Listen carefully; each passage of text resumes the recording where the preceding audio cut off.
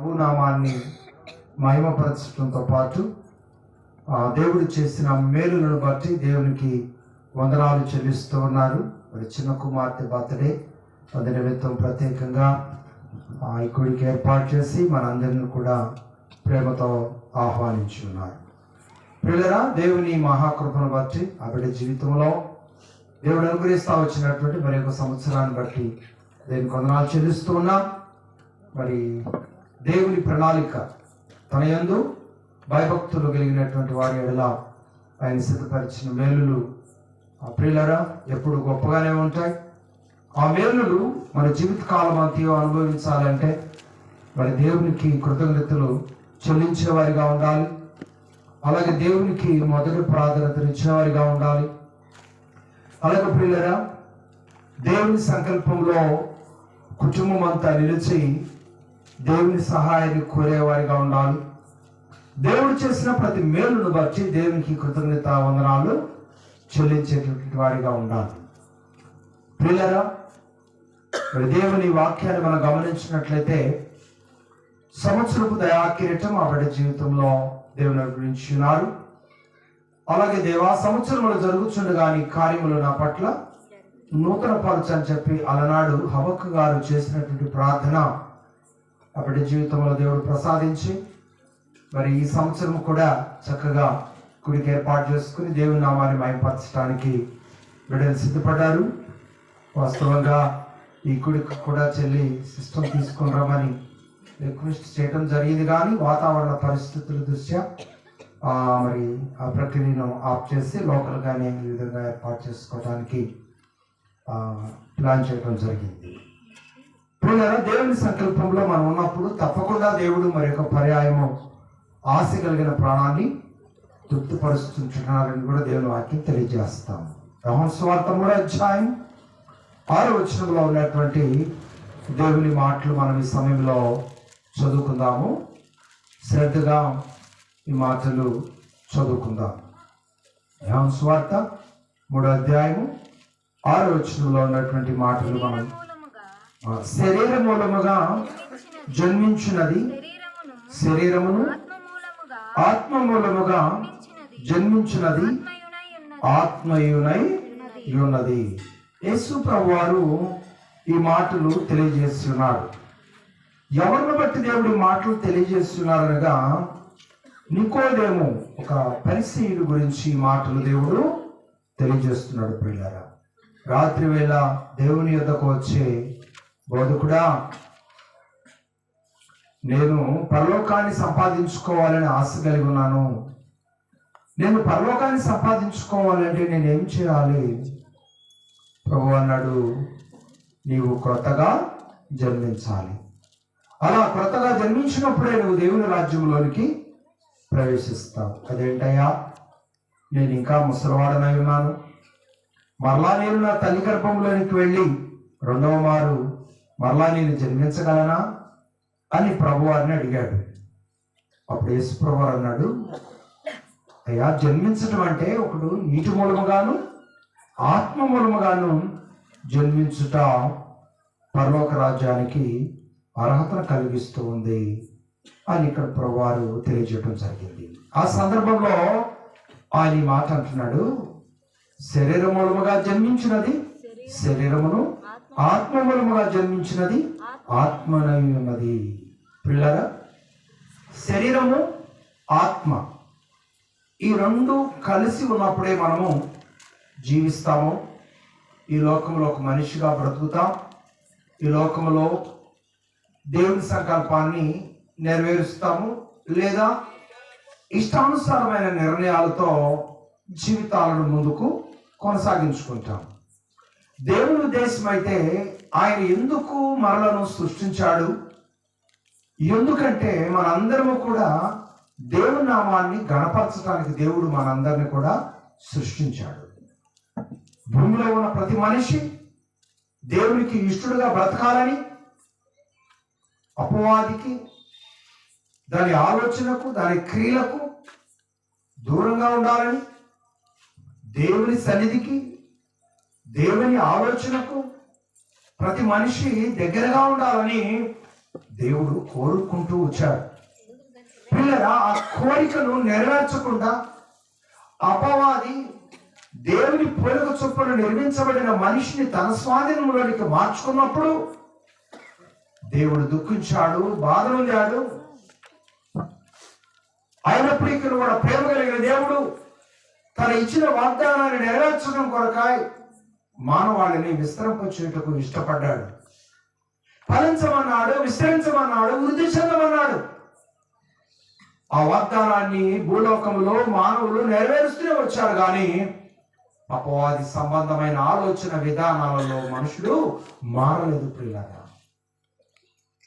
ఆ విధంగా దేవుని ప్రేమ అలాగే దేవుని కోపము రెండు భూలోకంలో ఉన్న మానవుల పట్ల మానవులు రుచి చూడటం జరిగింది.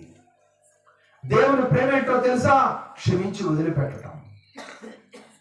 దేవుని కోపం ఏంటో తెలుసా?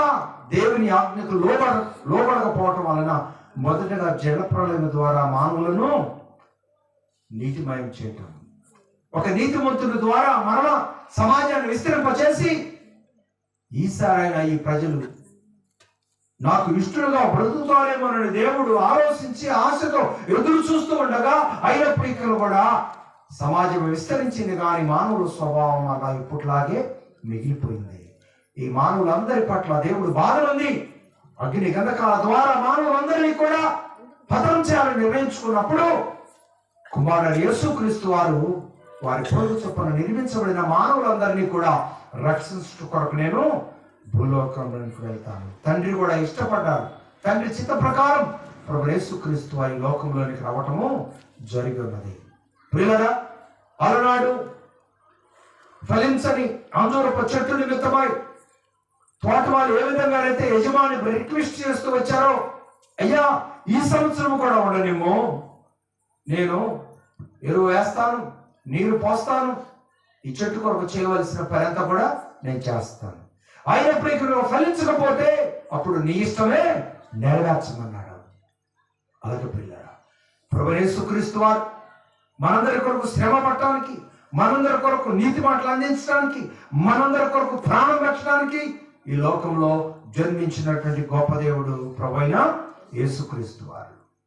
ఆ మహిమను గుర్తించిన ప్రతి వారు కూడా దేవుడు మనకు ఏం తెలియజేశాడో, దేవుడు ఈ భూలోకంలో మానవ జీవితంలో ఉన్నప్పుడు ప్రభువారు ఏ విధంగానైతే ఆయన పనిని ముందుకు కొనసాగించాడో అద్భుతమైనటువంటి వివరణ దైవ గ్రంథంలో ఉన్నది. ప్రియులారా, యేసు ప్రభు మనిషిగా జన్మించాడు కనుక మనిషిగా ఆయన ఎంచుకున్న పని చేశాడు. కొంతమంది అంటారు, ఆయన ఏం పని చేశాడు? బాల్య దినాలలో ఆయన వడ్రంగి పని, చెక్క పని చేశాడు కదా. ఆయన పెద్ద అయిన తర్వాత ఆయన వచ్చిన పని ఆయన చేస్తూ వెళ్ళాడు.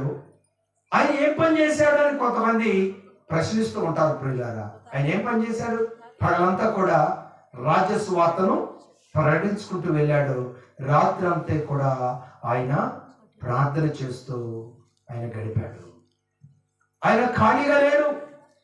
ఆయన భూలోక సంబంధమైన ఎవరిని ఏదో ఆశించి రాజ్యాంగం వేరాలని ఎవరి మనుషులందరినీ తన పక్షంగా చేసుకొని కిరీటాలు ధరించాలని యేసు ప్రభు లోకంలోకి రాలేదు.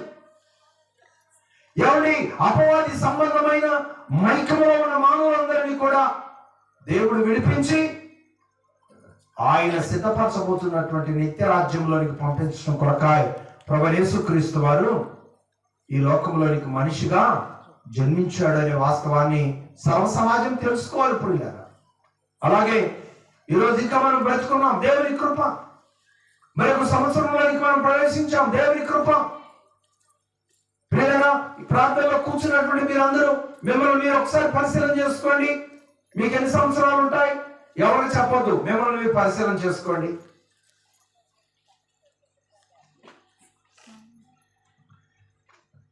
ఇప్పటి వరకు ఇన్ని సంవత్సరాలు దేవుడు మనలను కాపాడుతూ వచ్చాడు, పోషిస్తూ వస్తున్నాడు, ఆరోగ్యంతో నింపుతూ మనలను ముందుకు నడిపిస్తున్నాడు. కాబట్టి మనం దేవునికి వందనాలు చెల్లించవలసినటువంటి వారమైన ప్రియులారా. ఈ విధంగా దేవుని యందు భయభక్తులు కలిగినటువంటి వారము, ప్రభు యేసుక్రీస్తు వారిని సొంత రక్షకులుగా అంగీకరించినటువంటి మనందరం కూడా దేవునికి వందనాలు చెల్లిస్తున్నాం. ప్రతిరోజు దేవునికి వందనాలు చెల్లిస్తున్నాం. దేవుడు చేసిన ప్రతి మేలును బట్టి మనం దేవునికి వందనాలు చెల్లిస్తూ ఉన్నాం. దేవుని బిడ్డలకు దేవుడు అప్పగించినటువంటి బాధ్యత అయినది ప్రియులారా. అందు నిమిత్తమై శారీరకంగా ఈ లోకంలో మనం ఉన్నంత కాలం ఆ శరీరమును బట్టి మనం దేవునికి మహిమ తెచ్చే వారంగా ఉండాలి. శరీరంలో దాగి ఉన్న ఆత్మను బట్టి మనం దేవునికి ఎంతగానో కృతజ్ఞతలు చెల్లించాలి. ఎందుకో తెలుసా? శరీరానికి మరణం ఉంది, కానీ ఆత్మకు మరణం లేదు. శరీరము వయసు పెరిగే కొద్ది ముసలితనంలోకి వెళ్తుంది. పుట్టినది మొదలుకొని రోజులు, నెలలు, సంవత్సరాలు పెరిగే కొలది ఎవరి పసితనంలో నుండి బాల్య దశలో నుండి మెల్లమెల్లగా ఎదుగుతూ యవన ప్రాయంలోకి వచ్చిన తర్వాత అక్కడి నుంచి మరలా పెద్ద ప్రాయంలోకి వెళ్ళిన తర్వాత ఆ తర్వాత మరలా మెల్లమెల్లగా వయసు పెరిగే కొన్ని శరీరము క్షీణిస్తూ వృద్ధాప్య దశలోనికి వెళుతూ ఉంటుంది ప్రియులారా. కాబట్టి మనం ఏ దశలో ఉన్నప్పటికీ కూడా దేవుడు అనుగ్రహించినటువంటి ఆ సమయాన్ని బట్టి, ఆ దినాలను బట్టి, ఆ నెలను బట్టి, ఆ సంవత్సరాన్ని బట్టి మనం దేవునికి ప్రత్యేకంగా వందనాలు చెల్లించాలి. చూడండి, మన కొత్త సంవత్సరంలోనికి ప్రవేశించాం. పాత సంవత్సరం అంతా కాపాడావు, కొత్త సంవత్సరంలోనికి మమ్మల్ని అందరినీ కూడా నడిపించావు దేవా అని వయసుతో సంబంధం లేకుండా యావత్ ప్రపంచం అంతా కూడా దేవునికి వందనాలు చెల్లిస్తూ వచ్చింది. కానీ ఇలాంటి టైంలోనైతే ఎవరిదైతే జన్మదినం ఉంటుందో వారు మాత్రమే దేవునికి వందనాలు చెల్లిస్తారు. ప్రియులారా, మరి ఈరోజు ఆ చిన్న బిడ్డను బట్టి తల్లిదండ్రులు ఎంతగానో దేవునికి కృతజ్ఞతలు చెల్లిస్తూ ఉన్నారు. అలాగే మరి పెద్ద అమ్మాయి వాళ్ళని బట్టి కూడా కలిపి అందరినీ కలిపి ఆ కుటుంబము దేవునికి కృతజ్ఞత వందనాలు చెల్లిస్తున్నట్లుగా ఈ గుడికను ఏర్పాటు చేసుకోవటం జరిగి ఉన్నది ప్రియులారా. కాబట్టి శారీరకంగా మనము కలిగి ఉన్న మంచి క్రియలు, శారీరకంగా మనము దేవుని ఎదుట కలిగి ఉన్నటువంటి కృతజ్ఞతా భావం ఒక గొప్ప విలువైనటువంటి బహుమానమును దేవుని ఎదుట సంపాదించుకునే విధంగా మనకు గొప్ప సహాయాన్ని అందిస్తూ ఉంటుంది. కనుక ఈ శారీరక సంబంధమైన జన్మను బట్టి మనం దేవునికి కృతజ్ఞతలు చెల్లించాలి. అందుకే 139వ కీర్తన మీ అందరికీ కూడా కంఠత వాక్యముగా రావాలి. దావీదు గారు అన్నాడు, దేవా నేను ఈ లోకంలో జన్మించిన విధానాన్ని బట్టి చూస్తే నాకు భయమును ఆశ్చర్యమును కలుగుచు ఉన్నది. అందుని బట్టి నేను నీకు కృతజ్ఞత వందనాలు చెల్లిస్తున్నానని తెలియజేస్తున్నాడు కదా. ఈ జన్మ బహు గొప్పది, చాలా మర్మమైనది. కాబట్టి ప్రియులారా, మనందరము మనుషులమే అనుకుంటాం, కానీ మానవ జన్మ ఎంత విలువైందో అనుదినము నీవు గమనించి గుర్తించి దేవునికి వందనాలు చెల్లించాలి. కానీ మనిషి ఆలోచన ఎలా ఉంటుంది? నేను ఎలా బ్రతకాలి? వాళ్ళు చూడు మెడల్లో ఇంత గొలుసులు వేసుకున్నారు, మేము ఇంత వయసు వచ్చింది, ఎప్పుడు కష్టపడటమే, కానీ చిన్ని గొలుసైనా మా మెడలో లేదు. వాళ్ళు చూడు ఎంత మంచి వస్త్రాలు ధరించారో, కానీ మాకు మంచి వస్త్రాలు లేవు. వాళ్ళు చూడు ఎంత మంచి ఆహారం తింటున్నారో, మాకు మంచి ఆహారం లేదు. ఈ విధమైనటువంటి ఏమండి ప్రకృతి సంబంధమైన భౌతిక సంబంధమైన వాటి గురించే దిగులు చెందుతూ బాధపడుతూ ఆలోచన చేస్తూ ఇది సంపాదించాలనే తాపత్రంతోనే ఈ మానవ జీవితాన్ని ముందు కొనసాగిస్తున్నారే తప్ప ఏమండి ఈ రోజు నేను ఈ స్థితిలో ఉన్నానంటే దేవుని కృప, ఆయనకు మహిమార్థంగా నేను జీవిస్తే దేవుడు నా కొరకు ఏదైతే ఈ భూలోకంలో సిద్ధపరుస్తాడో అది తప్పకుండా నాకు లభిస్తుంది. నా దేవుడు నాకు అనుగ్రహిస్తాడు. నా దేవుని మహిమ కొరకు నేను జీవించడం మొదటగా నేను నేర్చుకున్నాను. నేను నేర్చుకున్నటువంటి ఆ భక్తిని, నేను నేర్చుకున్నటువంటి అనుభవాన్ని నా జీవితంలో నమ్మకంగా ముందుకు నడిపించుకోవాలనే బాధ్యత కలిగిన ఏమండి భక్తి పరులను దేవుడు చూస్తూ ఉన్నాడు, దేవుడు గమనిస్తూ ఉన్నాడు. దేవుని ఉద్దేశం ఏంటో తెలుసా? ఆ దేవుడు గమనిస్తున్న వాడిలో నీవు కూడా ఉండాలని దేవుడు ఆశపడుతున్నాడు. దేవునికి స్తోత్రం. నీవు కూడా ఉండాలని ఆశపడుతున్నావా? లేకపోతే శరీర సంబంధులు ఎలాంటి మనసు కలిగి ఉంటారో ఇప్పుడు నేను చెప్పబోతున్నాను. అలాంటి మనసు నువ్వు కలిగి ఉండాలని ఆశ కలిగి ఉంటున్నావా? ఎలాంటి ఆశ కలిగి ఉంటున్నావు? పిల్లరా, నికోదేము వృద్ధాప్యంలో ఉన్నప్పుడు ఇక్కడ కూడా ఆయనకు పరలోకం సంపాదించుకోవాలని ఆశ కలిగింది కాబట్టి ఆయన కొత్తగా జన్మించవలసిన అవసరము ఏర్పడింది. భూలోకంలో నీ వయసు ఎంత అయినప్పటికీ నువ్వు మారుమనసు పొందకపోతే నువ్వు మారుమనసు పొందాలి.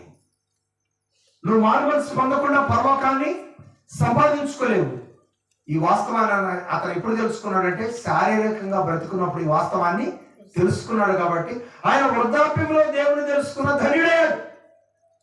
ఈ రోజు నీ వయసు ఎంత ఉంది సంబంధం లేదు. నువ్వు దేవుని తెలుసుకున్నావా లేదా? మారు మనసు పొందావా లేదా? బాప్తిస్మం పొందావా లేదా? ప్రభు రక్తమాంసంలో పాల్గొంటున్నావా లేదా? పరిశీలన చేసుకోవాల్సిన దేవుని వాక్యం తెలియజేస్తా ఉంది. ఇంకా మనం బ్రతికే ఉన్నాం, కానీ మనం శారీరక సంబంధమైన పద్ధతులతో బ్రతకూడదు. కానీ